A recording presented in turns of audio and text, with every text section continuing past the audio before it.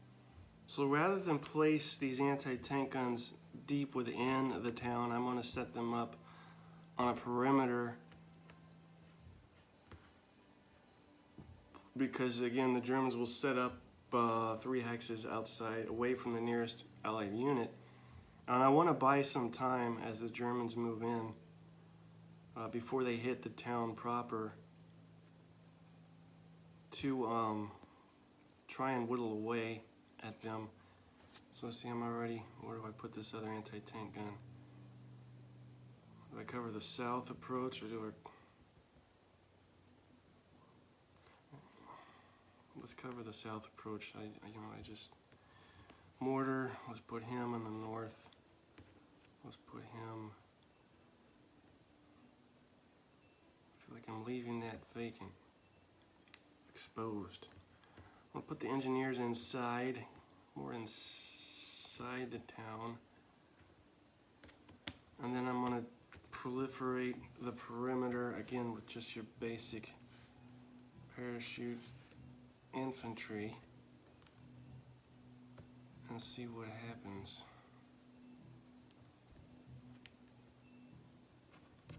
Also, as I do this, I'm going to kind of think aloud and do it, not so much narrate. So there's that. Let's put him, I got one guy left. All the town hexes are filled. Let's put an extra guy right in the center here so he can be redistributed as needed to hot spots. All right, now here's the Germans. Within 3, okay. Well, there's not much going to be going on over here, I can tell you that.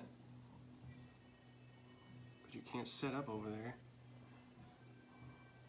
1, 2, 3, let's put him here. Let's just start placing 1, 2, 1, 2, 3. 1, 2, 3. 1, 2, 3. Definitely want to benefit from this road movement for the slow moving infantry. 1, 2, 3. So yeah, the British look fairly screwed. I'm here. Nope, can't do that. Here. 1, 2, 3. I can't put him here. 1, 2, 3. He has to go here. What about?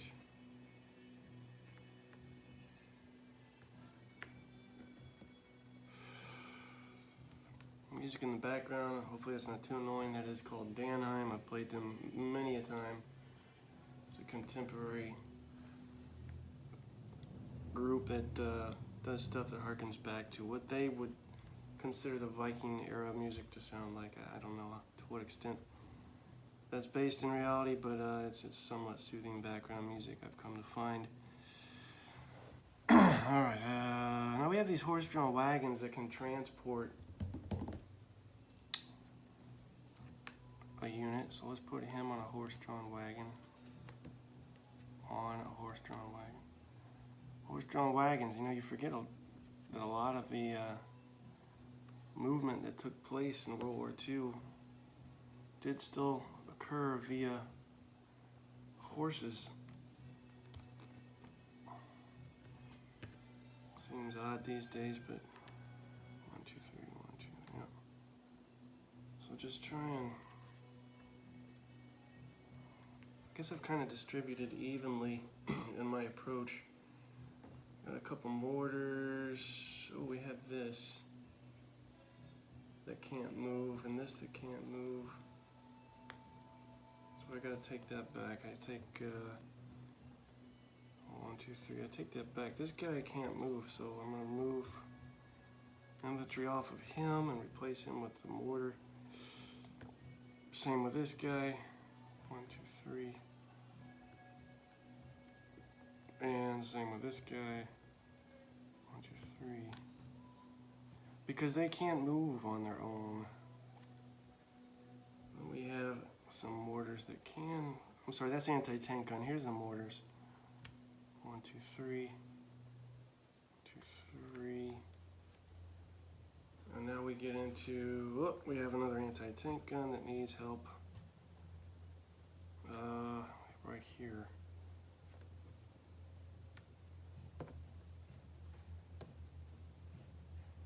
And then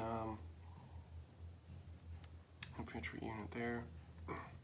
Now we have some armor, actually quite a bit of armor. We got a half track here that can carry somebody. Make it so, Bicard. We have, I can't read, I officially can't read that, it's too tiny. I'm officially old. I was going to tell you what tank that is, but can't read it. 1, 2, 3. Such is life. And you can stack. I'm not doing so very much for anybody here, but there's 4 units of hex, I believe.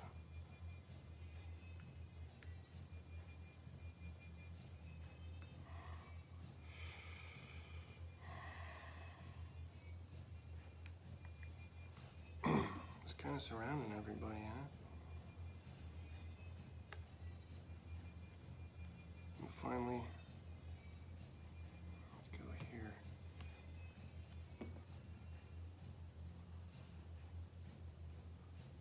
Well, hell's bells. I don't know why I'm so opposed to stacking, but that's how I'm doing it. Let's go like that. So that's what we'll do. Take a sip.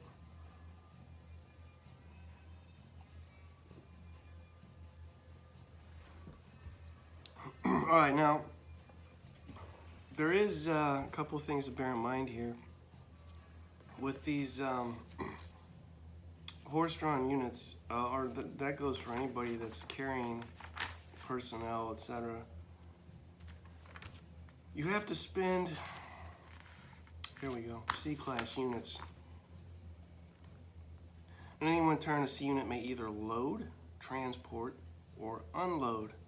Now, I don't know if I've cheated, but I've started with them already loaded. I don't see that as much of a problem. But I will need to spend a turn to unload when the time comes. Also, when you're firing at a multi-hex group, you can choose one unit in a hex to fire, or you can break it down, I believe. You know, I actually looked that up online, and there was a debate, a long, arduous debate about whether you are forced to break up your multi-hex target, or if you have to combine them into one lump sum. When it comes to city hexes, I know for a fact that you will need to combine them. Oh, I've forgotten. I believe you combine them. When it comes to that, we'll take care of that. And also, you treat a unit in the city, or town rather, as an armor unit when you check your weapons effectiveness chart, or WEC as the kids on the street call it. And then the other thing I should add is, I have just, I can't not, I have to. I had to add some sort of contemporary excitement to this thing. So the one thing I did add is chit draw, as far as initiative and who goes when. So now this says the German, who goes first again? Germans move first. So I'll go ahead and move the Germans first, but then we're going to draw. So let me take this off before I wreck everything that I've come to know and love. Goodbye. What would you do first? You have infantry that are out of range. You have loaded units on horse-drawn wagons that can't do anything but move. So here's it, already the puzzle has presented itself, and it's as the Germans, right? Do you concentrate on moving because you really need to get scooting and start taking over this, but do you want to try and knock out some stuff before doing so, so you yourself are not cleaned up on the way, on your approach to the town. And I don't know the answer to that, but I think for sake of this video and excitement's sake, I'm gonna go ahead and try and fire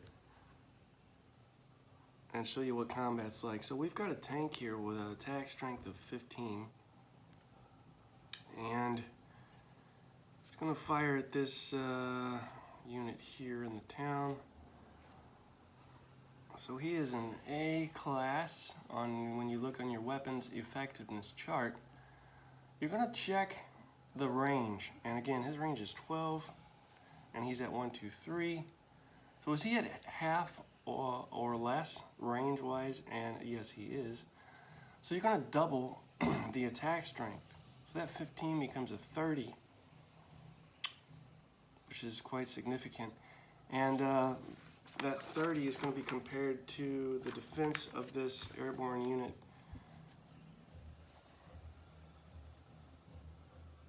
which is a 6. So that is what, 5 to 1? Remember that.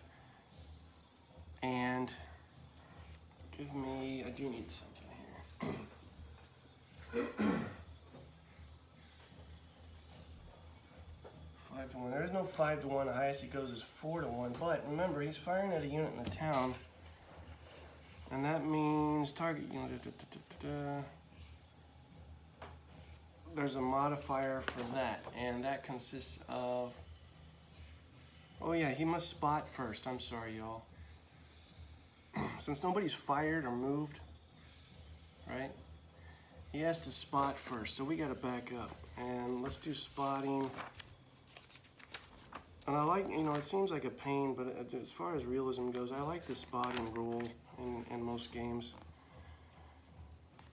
So how do you do it? How do you spot? If you're adjacent. Okay, so when a defending enemy unit is in a woods or town hex, it may not be fired upon by friendly units, which are not directly adjacent, unless it's been spotted by at least one friendly unit. Unit is spotted if there is a friendly undispersed unit adjacent to the defending enemy unit, or the defending unit has fired. So nobody's spotted here, so it looks like there is going to be movement. And I'm going to start moving the slow-ass infantry. And since we're chit drawing, you'll see why I'm going to do it this way. What is road movement again? Is it a quarter, a half? Costs 1/2 movement point to enter. So if I move this chap here, 1, boom. He's now adjacent, which means this unit is also spotted, this 81mm mortar airborne unit. Let's turn them sideways to designate having been used. And at this point, we will draw a shit. What shit do we draw? It is, and I have an equal amount of British and German in here. I suppose you could spend a lot of time tweaking that to abstractly represent command structure and doctrine between the Germans and the British, which would dictate more German shits than British, or more British than German. But I just put an even number in there to help break up the continuity. The Germans go again, but here's what's interesting. Now that this unit's spotted, we can fire at it. Now who do we have that is able to do so? Well, let's see, we have nobody there.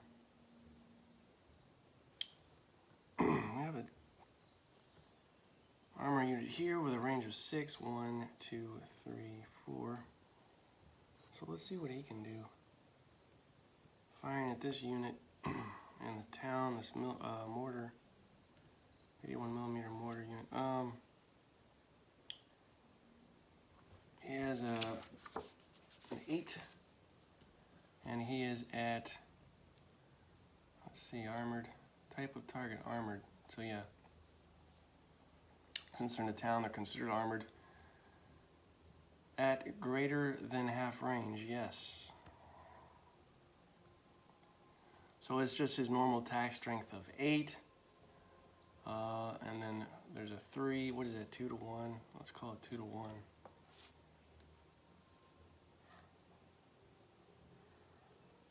And then we're going to roll a die. 1 a d6. He gets a 3, but that is modified, is it not? I believe it is.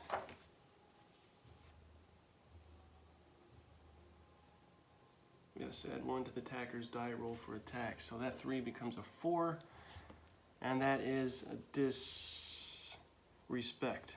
D for disrespect? No, D for dispersed. So mortar unit has been dispersed. What does it mean to be dispersed, you ask? Dispersed units may not attack, move, load, or unload. The unit is turned face up and becomes undispersed at the end of its own player segment, or purposes of my interest, the end of the turn proper, since I'm playing this in an improper manner. What do we do next? We draw.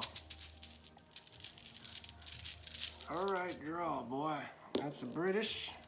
You don't believe me? Look. To the British. The British can go. And I don't think they actually, I was going to say, I don't think they have anybody within range. And their range here is, what is their range?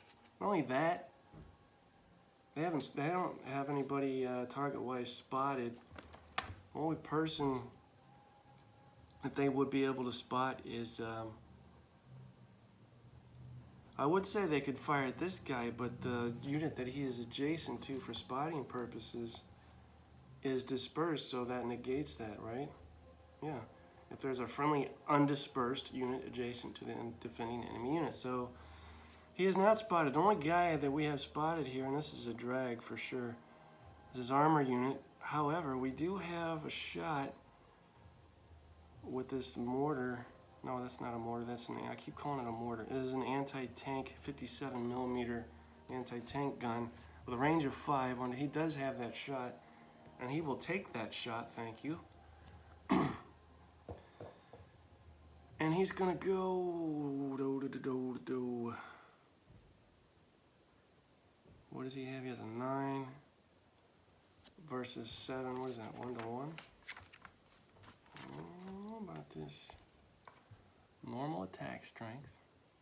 When we check our weapons effectiveness chart.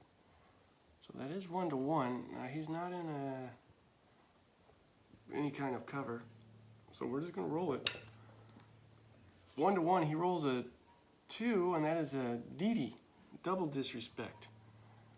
All that means is if he was already disrupted, he would be eliminated. He was not already disrupted, so he simply becomes disrupted. And we flip him over. He's already turned sideways. We draw like shit. And take bets on who it's gonna be. Ready? Guesses? British again. And we've got nothing. Which is probably why you shouldn't play it like this. Because we've got nobody spotted, and I like everybody where they're at. So we draw again. We get a German. Germany, what are you going to do, huh? Start moving infantry, right? And there is, in the advanced rules, not advanced, but optional. Experimental, they call them. Experimental rules. You can, where's it at? No, these are the optional rules. There's both optional and experimental. In the optional, there's opportunity fire.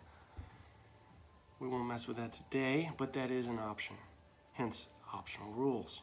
1, why am I talking like Ben Harsh? All right, 1, 2. He's gonna move. Da-da-da. Thusly. And that's what he does. I'm not proud of it, but it is what it is. What's next? Ooh, another British. That does us nothing. Actually, it does. Actually, it does. I take that back. He is spotted, and I have him within line of sight and range, him being this 2 fire strength parachute unit. But that's a 1-to-1 though, right? No, it's not. Jesus, they have a defense strength of 8? Why do I even bother with this? That's 4-to-1. That's 1-to-4. Jesus. Nothing gonna happen there, but I'm gonna take the shot. And he rolls a 2. And it's nothing. Even a 2 is nothing. That's how good these guys defend. Well, that's disheartening. If that's how this is gonna be, because what do you gotta do to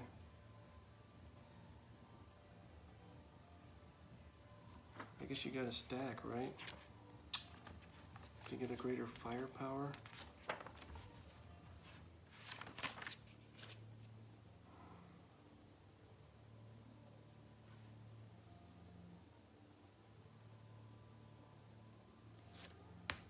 Yeah. So if I stack and have all attacking units firing on the same defending unit, you total their attack strengths. Well, that's fine, but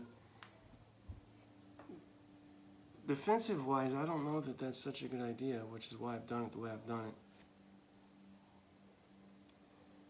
Maybe it'll have to come to that at some point. Let's draw another shitling Germans. Let's move him here. Making progress here. Who's next? Who wants some? British wants some. Ooh. This guy is spotted.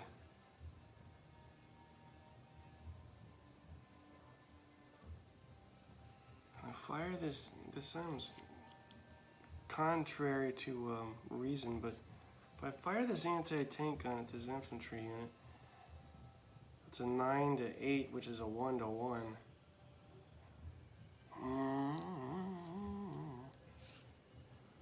You know what? I'm doing it. I am doing it. And let's see what he gets. Low, roll low. That's a 3. Ooh, he got a dispersal out of that. So we flip. And we draw. Flip and draw. Flip. All right, Germans go again. Because they can. Let's pull him up because I'm not wasting time with these infantry moving.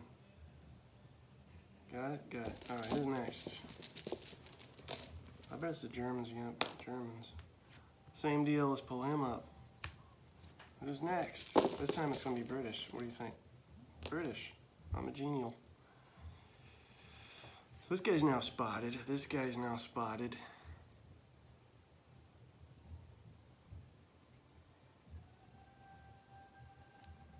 Ooh, let's do this. I think my defensive strategy is harming me when it comes to attacks. Actually, in no ways. We take this 81mm mortar unit, fire at this infantry unit there. That is 1-to-2, which sucks, but I don't have much of a choice here. It's not indirect, it is direct. Let's see what we can do with that. He rolls a 3, that is... I just missed a dispersal. Ratatouille. More British. What do more British want to do? I need these guys. Hold on. I need these guys.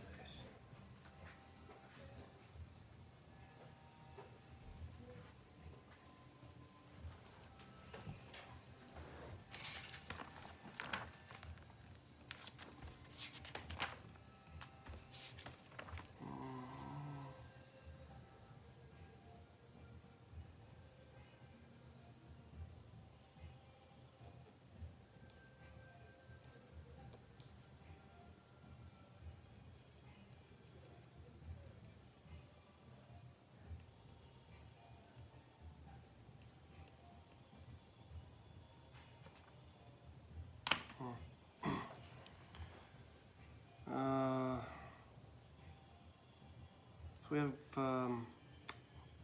this guy that can fire at this guy, which is probably going to result in nothing. And down here we have the same thing, so 6 in one hand, half a dozen in the other. Let's turn him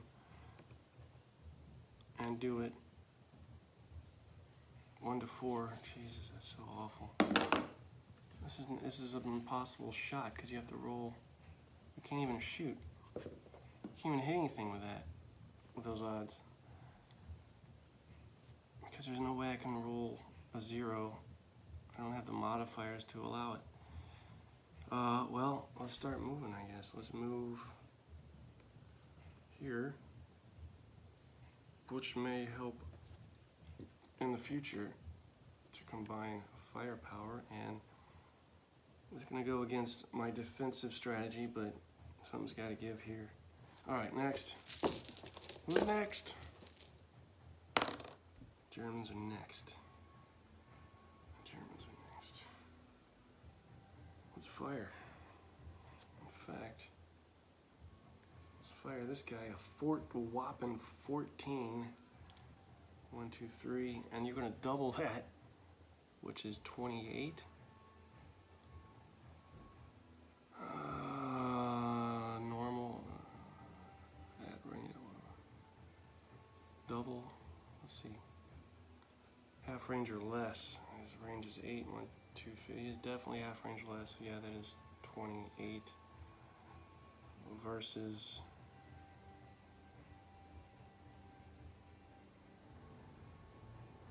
6. It's 4 to 1. Add 1 to the die. He gets a 6. What is this 6? It is a dispersal. Otherwise, anything better would have eliminated him. He is dispersaled as ordered. Dispersals everywhere. British.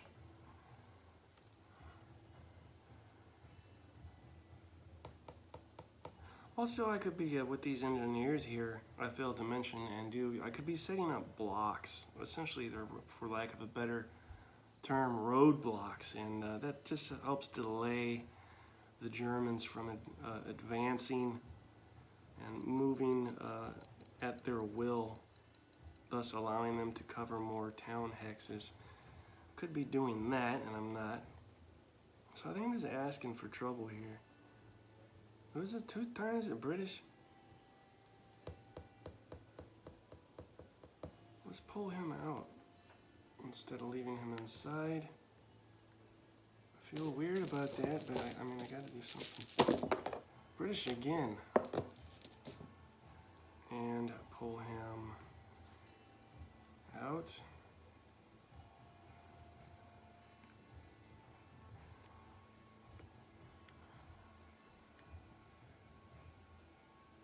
Tell you what, a better map would be help with a lot of inspiration, but again, this was 1974, which really is no excuse. But that's not necessarily an excuse. Who's next? The Germans are next. Germans want to fire again. I'm going to fire this guy. Jesus, 15 to 2. That's like 30, that's 4 to 1 again. I feel this guy's gonna go away. Add 1. Oh my god, he rolled a 1. That makes it 2. Yeah, he's gone. It's our first casualty of the game. This gentleman right here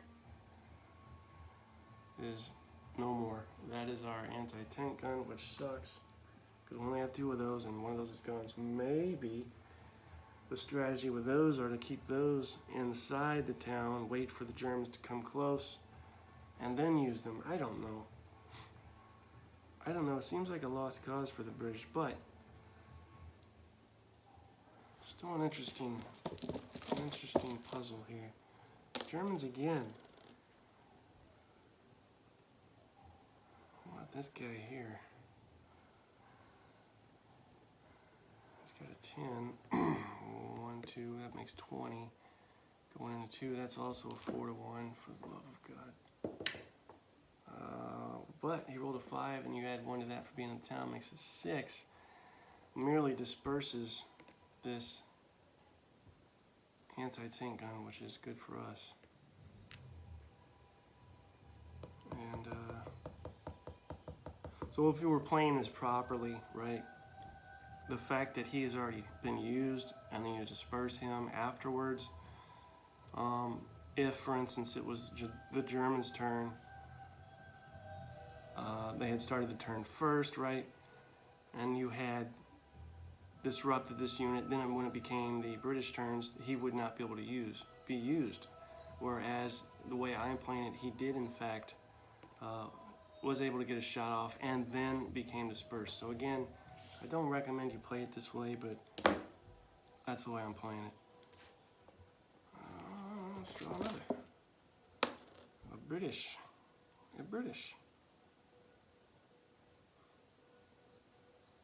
I'm moving on up. Moving on up to the east side. Moving on up to the west side, actually. All right, who's next?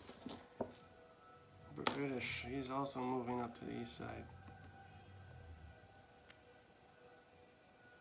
Who's next? British. Wow. He is moving here. So we're consolidating our forces. We're leaving holes for possible entry with the Germans, but we're consolidating in order to effect a better attack when we fire German's turn. He can move one hex. Let's move him onto the road. And British, are we still consolidating? Yes, but those guys have moved as far as they can move.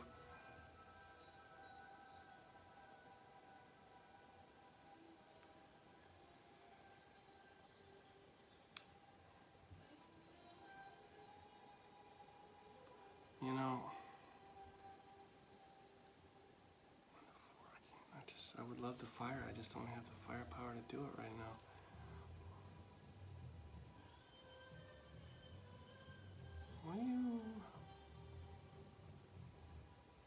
I'm staying pat. Staying pat. It's probably a wasted non-move. Germans are having a field day here, to put it nicely. Let's move him on to the road, and you know,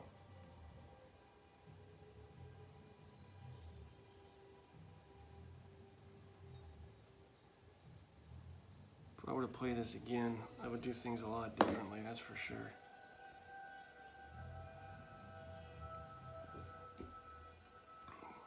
I was thinking being way too defensive minded for both sides here, and this bite me in the butt. What we got next? Germans again. I think I'm gonna use this mortar here to fire on this hex here.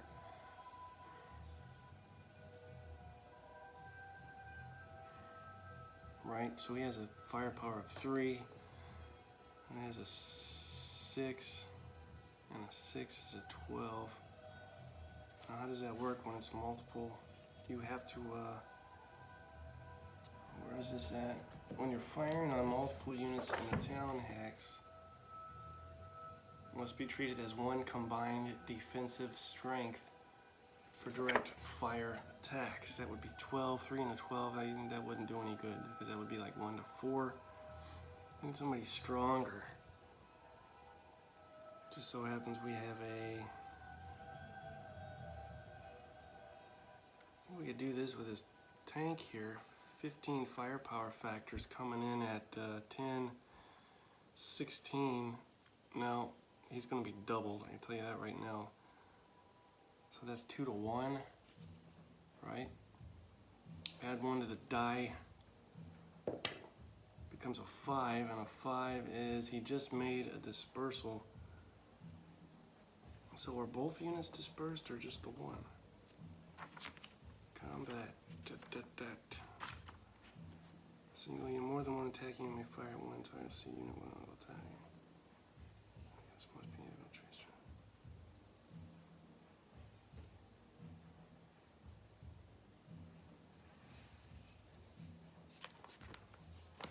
saying they're both, because we combined their defense factors, so they're both dispersed. Now see, there's the rub, right? If you stack to affect better firepower, you risk suffering the inter-hex universality of casualty, which is an easy way to put it. And then hex totality of casualty, which is what just happened. British, again. The British want to do nothing because they can do nothing. We don't have the firepower, sir. You can't do it. British again. And the Germans.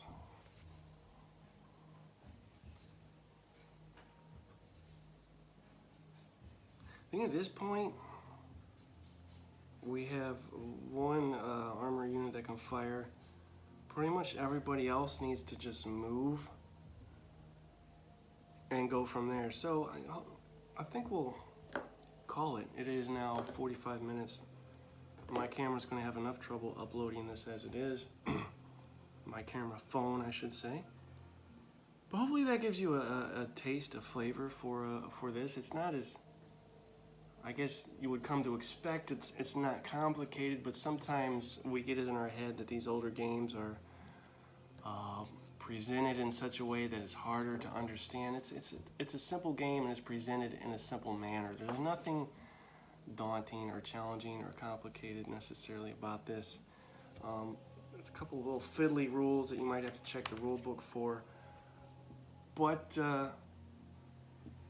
nothing wrong with this game. Panzer Leader is a fine game. Yes, there's 10,000 better things to play, but for the time, this must have been a hell of a game, and set the standard for a lot of things, for sure. So we'll leave it at that, and I've been banging around the idea of another podcast. You know, the thoughts that I want to share live. Since that can't happen, I can still do that in a podcast, and I think I have enough things accumulated. Now, I'm saying this doesn't mean it's going to happen, but I think I have enough things in my head accumulated that I can put them down to about an hour's show, so we'll see how that goes. Otherwise, guys, please stay safe. Take this seriously. Have a sense of humor about it, but also take it seriously. And I'll talk to you next time.